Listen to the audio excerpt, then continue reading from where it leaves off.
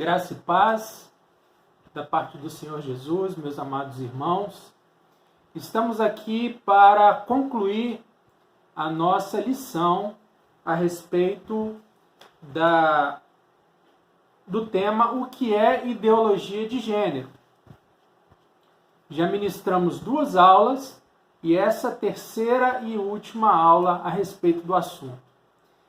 E na aula passada nós estávamos tratando do tema teologicamente, analisando o texto que está em Romanos, capítulo 1, versículo 18 ao 32, que nos diz que os homens são indesculpáveis, mesmo aqueles que não foram criados dentro da religião oficial, porque todos os homens receberam aquilo que nós chamamos de revelação geral, porque as obras de Deus, e inclusive a sua ira contra toda impiedade e perversão,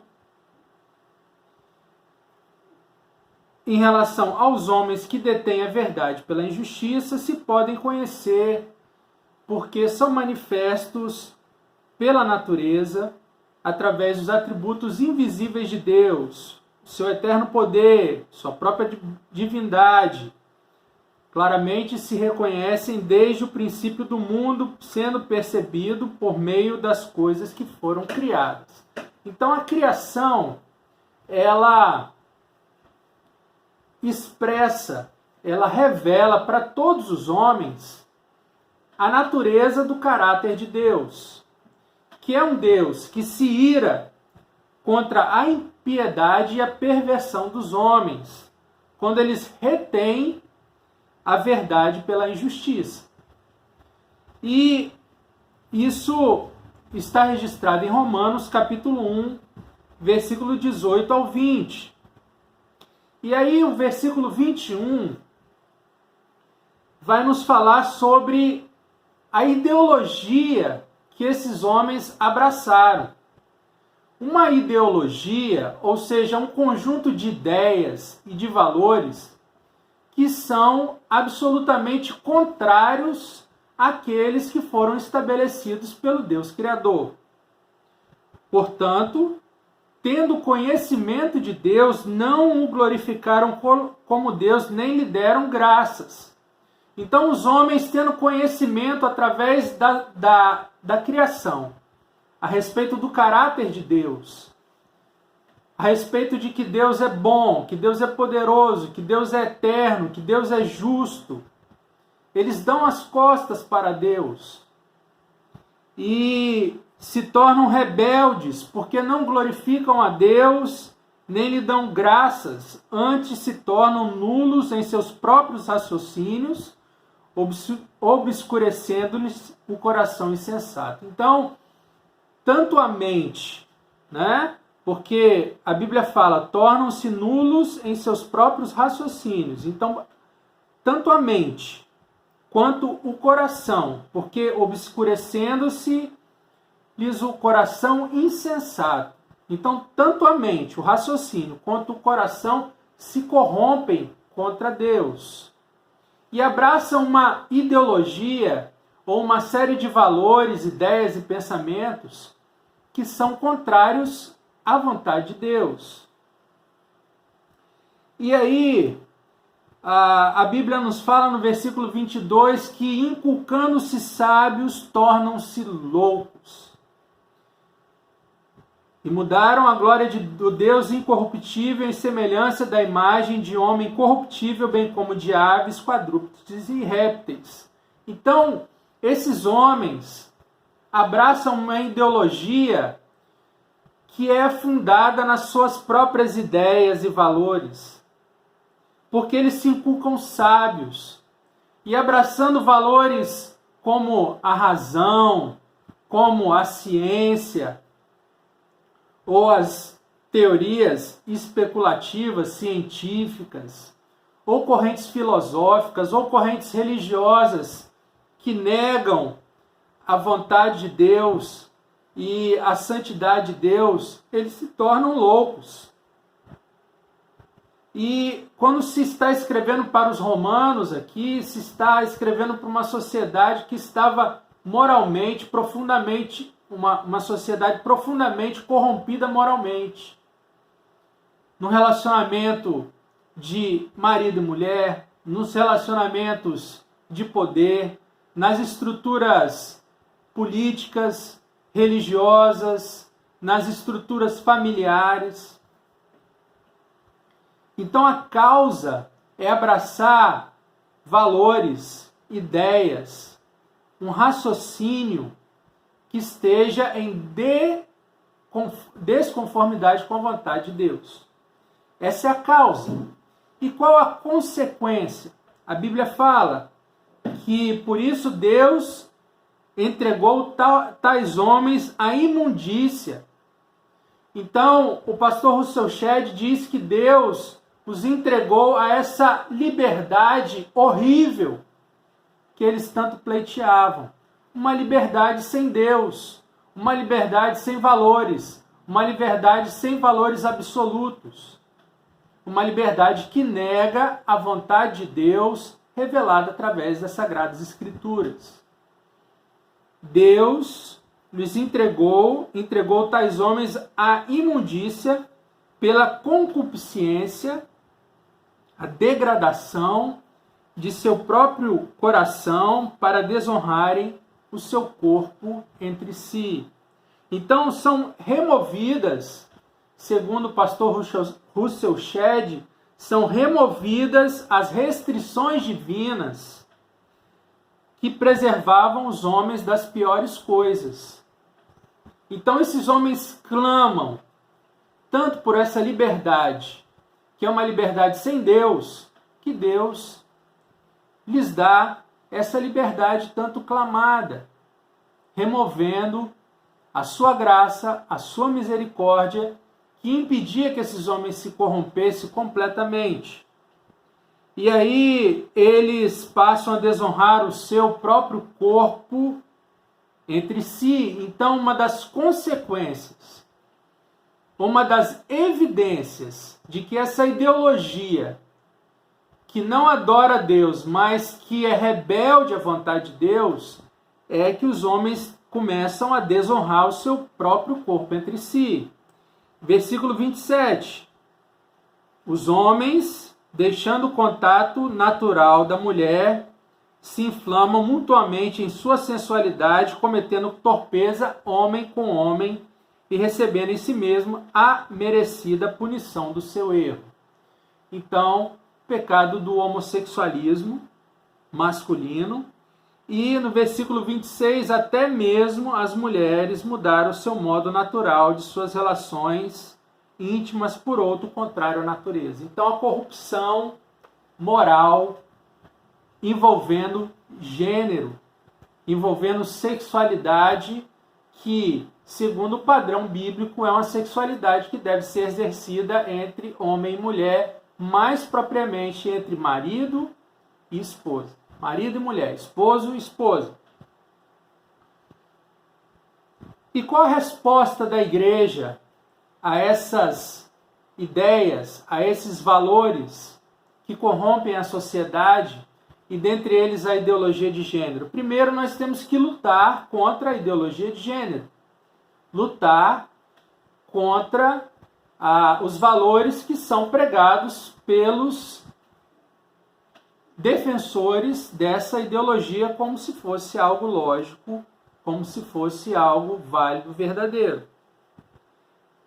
E em outra frente de trabalho, nós temos que ajudar, cuidar das pessoas que foram soterradas por essa onda de ideias e carregadas por essa maré de ideias e ideologias ao caminho da corrupção moral. A consequência que está aqui no versículo 24 de Romanos 1, que é de desonrar o seu próprio corpo entre si. Então essas pessoas precisam de receber cuidados. Algumas pessoas, alguns crentes, alguns estudiosos da palavra de Deus vão ser chamados e vocacionados por Deus para lutar contra a ideologia de gênero dentro da ciência. Então, médicos, psicólogos, psiquiatras, geneticistas, biólogos e uma série de profissionais, principalmente da área da saúde, vão ser chamados por Deus para contrapor a ideologia de gênero à base do conhecimento científico. Agora, a maioria de nós, cristãos comuns, que não temos esse chamado, vamos lutar contra a ideologia de gênero usando o que nós temos de mais poderoso, que é a palavra de Deus. Porque ela mesmo diz que é mais cortante do que uma faca de 2 gumes e capaz de separar corpo e espírito. Então, a palavra de Deus ela penetra profundamente no coração do homem, revelando aquilo que está errado na sua natureza e promovendo salvação e mudança de vida. Então, dentro da doutrina, nós podemos ensinar as pessoas que quando Deus criou o homem, Ele o fez à sua semelhança. Deus criou o homem à sua imagem e semelhança. Está lá no capítulo 5 de Gênesis, versículo 1 e 2. Mas não fala que Deus criou o homem à sua imagem e semelhança somente. Fala que Deus criou o homem e a mulher à sua imagem e semelhança. Então Deus criou os 2 gêneros únicos que existem, homem e mulher, ambos de semelhante modo feitos à sua imagem e semelhança. Ou seja, Deus não criou um terceiro sexo, muito menos sexos indeterminados. Ainda dentro da doutrina, Gênesis capítulo 1, versículo 28, nós vemos que o propósito de Deus é que os seres humanos sejam frutíferos, multipliquem-se e encham a terra, por meio da união do marido e da esposa. E aí é mais do que evidente que só os casais heterossexuais, se é que existem outros tipos de casais, são capazes de cumprir esse propósito de Deus, de se tornarem frutíferos, multiplicarem-se e encherem a terra. E ainda, dentro da doutrina, ou dentro da antropologia bíblica, ou seja, o estudo bíblico a respeito do ser humano, o que a Bíblia fala a respeito do ser humano, nós temos o Salmo 139, versículo 13 e 16, em que o salmista, ele diz: Tu formaste o meu interior, tu me teceste no seio da minha mãe. Os teus olhos, aqui pulando um trecho, os teus olhos me viram a substância ainda informe, e no teu livro foram escritos todos os meus dias, cada um deles escritos e determinados, quando nenhum deles havia ainda. Então, o salmista fala, ainda quando eu estava sendo gerado na barriga da minha mãe, o Senhor já me conhecia. Então, como é que Deus pode ter errado? Um Deus que é onipresente, que está presente até na formação de uma criança na barriga da sua mãe, que é onipotente, que é onisciente, como ele pode ter errado? Fazendo criar um homem com uma alma feminina ou uma mulher com uma alma masculina.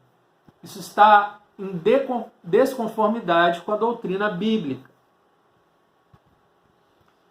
Dentro da lei moral, e aí esses 3 primeiros pontos, a criação, a imagem e semelhança de Deus, o chamado para ser frutífero e multiplicar-se, e o fato de Deus ser onisciente, onipresente e onipotente na nossa criação, tocam a doutrina bíblica da antropologia bíblica.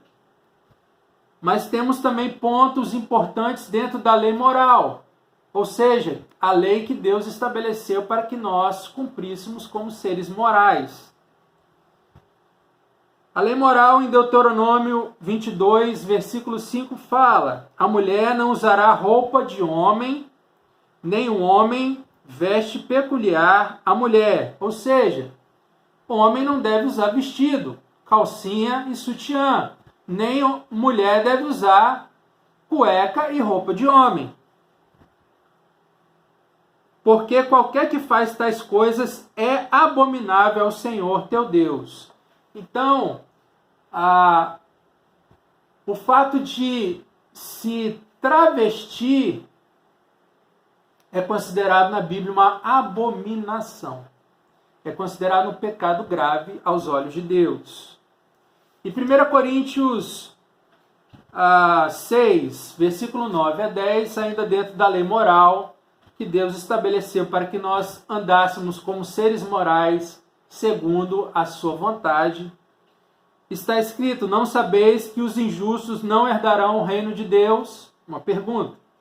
Não vos enganeis, nem impuros, nem idólatras, nem adúlteros, nem efeminados, nem sodomitas herdarão o reino de Deus. O que é o efeminado?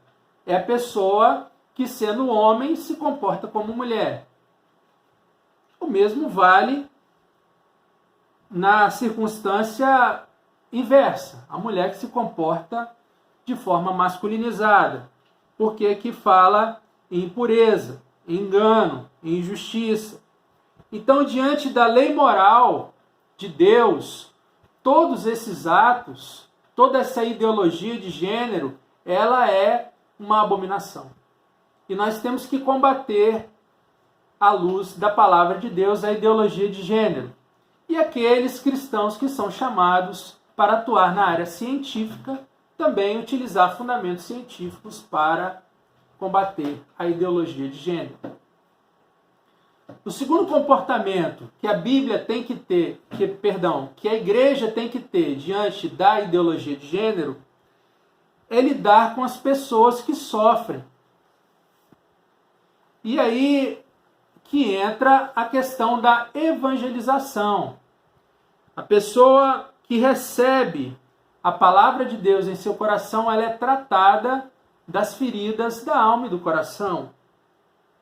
As pessoas que, sendo carregadas por essa onda de ideias, essas ideologias que as arrastam para uma sexualidade pervertida, precisam ser evangelizadas.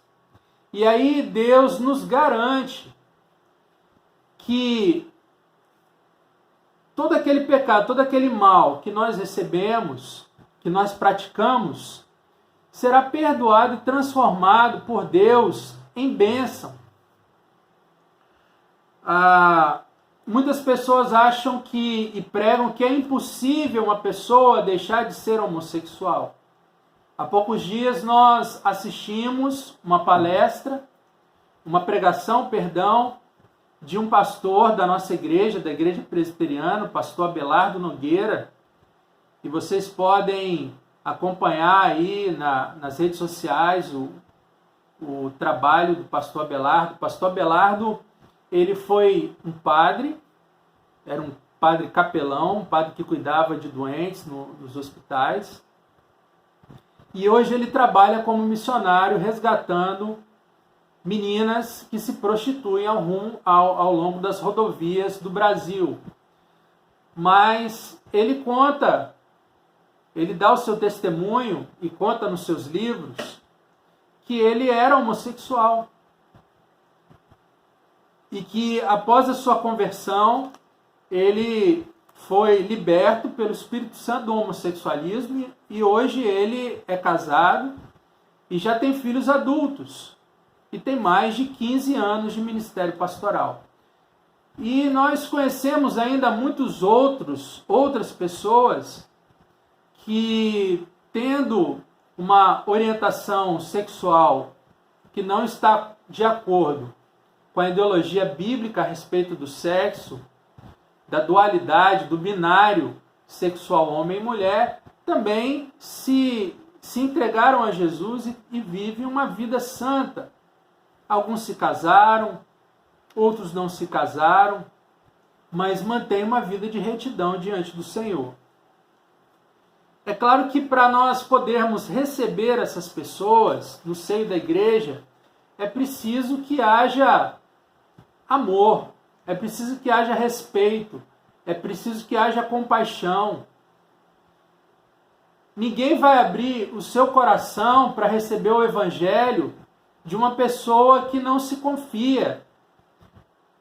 Ninguém vai abrir o seu coração para uma pessoa que é preconceituosa, para uma pessoa que te olha com desconfiança. Então, na evangelização é fundamental amizade, intimidade. Só uma pessoa íntima vai abrir o seu coração para outra pessoa. Então nós temos que receber pessoas marcadas pelo pecado com amor, com respeito, criando um ambiente de acolhimento. Isso é muito importante. Segundo, nós temos que trabalhar na vida dessas pessoas para que elas possam reverter qualquer quadro de mudança de gênero assumido antes da sua conversão. Seja simplesmente vestuário, maneirismo, feminilidade, relacionamento com pessoas do mesmo sexo e até mesmo a busca por um tratamento médico a respeito das disfunções que possam ter sido recebidas durante esse período em que a pessoa viveu debaixo do jugo do pecado, mais especificamente no campo moral, no campo sexual. É claro que é uma batalha, é uma luta, mas todos nós que decidimos seguir a Cristo, nós nos colocamos em uma condição de sacrifício. E aquela pessoa que queira se libertar do pecado sexual, ela vai ter que se colocar numa situação de sacrifício. Agora, nós precisamos ter sabedoria e entendimento a respeito das demandas sociais também. Não podemos estar encastelados num mundo feito apenas de teologia, mas precisamos conhecer aquilo que está à nossa disposição para que possamos ajudar as pessoas. Existem, por exemplo, ministérios, instituições, agências missionárias como a Jocum, como a Missão Avalanche, que treinam pessoas para lidarem com homossexuais, com pessoas que se prostituem, com pessoas que são viciadas em drogas, com pessoas que têm problemas afetivos. Então, nós precisamos de treinamento, porque além da questão pastoral, que é fundamental, existe também a questão do tratamento da alma, e que passa pelo tratamento pastoral com outros instrumentos. Nós conhecemos pessoas que se tornaram homossexuais porque foram abusadas sexualmente. Existem muitos casos, principalmente quem já trabalhou como eu na justiça criminal, ou trabalha na justiça criminal, sabe como é comum o abuso sexual infantil. Então muitas pessoas são abusadas por padrasto, por madrasta, por tio, por vizinho, por irmão, por meio-irmão, e acabam assumindo uma sexualidade distorcida por causa disso. Então nós precisamos de instrumentos técnicos, científicos, para poder ajudar essas pessoas. Tratamento psicológico, inclusive. Existem pessoas, e eu conheci na igreja um jovem que estava se tornando, estava trilhando esse caminho da homossexualidade. nós conseguimos, com ajuda, reverter esse caminho, porque ele foi vítima de alienação, ele tinha uma forte rejeição da figura paterna, porque o seu pai era um pai ausente, depois se tornou um pai violento, presente, mas violento.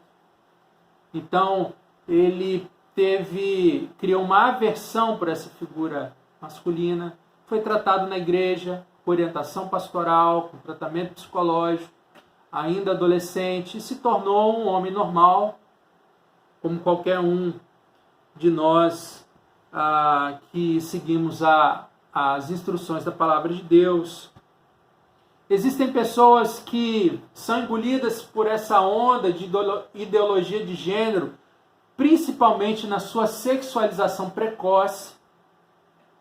Pessoas que começam a ter relacionamento sexual muito cedo, com 11 anos, 12 anos, 13 anos. E aí, porque não estão preparados para desenvolver uma sexualidade saudável, acabam se frustrando com o sexo oposto. Né? Começaram a ter relações sexuais fora do casamento e numa idade muito inadequada, ainda na infância ou na adolescência. Então são pessoas que precisam de um acompanhamento especial. Existem pessoas que acabam sendo arrastadas por essa onda ideológica porque viveram um relacionamento familiar frustrado, tiveram um casamento infeliz, e aí, rompido o casamento, procuram satisfação no outro sexo, com pessoas do mesmo sexo, com pessoas do mesmo sexo. Conheço pessoas assim. Tem pessoas também que foram encaminhadas para essa sexualidade pervertida através de práticas religiosas perniciosas, rituais que envolvem abuso sexual. Existem religiões em que a sexualidade faz parte do ritual religioso. Então, todas essas pessoas, elas trazem um histórico de vida que precisa ser entendido, compreendido, e precisam receber, acima de tudo, acolhimento da igreja, boa orientação pastoral, mas sem nunca deixar de ter os olhos fixos na palavra de Deus, que diz que essa sexualidade que não está de acordo com o padrão de Deus é uma sexualidade que nos leva a uma liberdade terrível, que nos leva a uma concupiscência, ou seja, uma destruição da nossa natureza humana. Temos que estimular essas pessoas para que não se desviem do amor de Deus, mas que reconheçam em Deus um Pai amoroso e misericordioso. E que essas pessoas possam estar fazendo parte do corpo de Cristo. Talvez algumas sejam chamadas a um novo relacionamento, como nós citamos o caso do pastor Abelardo, que hoje é casado, tem filhos. Mas talvez a pessoa tenha que viver como um eunuco espiritual. E Paulo fala disso. Se você não tem condições de viver uma sexualidade saudável, então, para a glória de Deus, seja um eunuco. Ou seja, seja uma pessoa que não vai se relacionar com ninguém.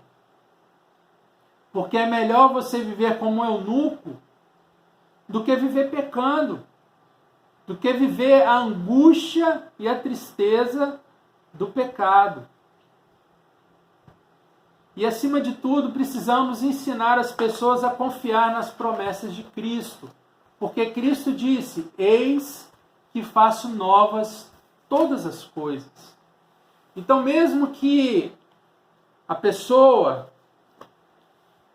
tenha vivido uma vida de prostituição, uma vida de homossexualidade, uma vida de sexualidade corrompida, mesmo que ela tenha sofrido abuso, mesmo que ela tenha sofrido alienação, mesmo que ela tenha vindo de relacionamentos frustrados, mesmo que ela tenha sido exposta a uma sexualidade precoce, Cristo é capaz de mudar a vida e a história de cada um de nós, porque Ele nos conhece e porque Ele veio para nos salvar. Amém? Espero que vocês, meus alunos da Igreja Presbiteriana de Montanha, estejam bem, estejam se cuidando nessa quarentena. E rogo para que a graça de Deus, o seu poder e a sua misericórdia esteja sobre a vida de cada um de vocês. E que vocês sejam capacitados para evangelizar vidas, ganhar vidas para Cristo. Inclusive nessa questão que envolve a sexualidade. Em nome de Jesus. Deus os abençoe. Uma boa semana e um abraço do professor Bruno Gama. Amém.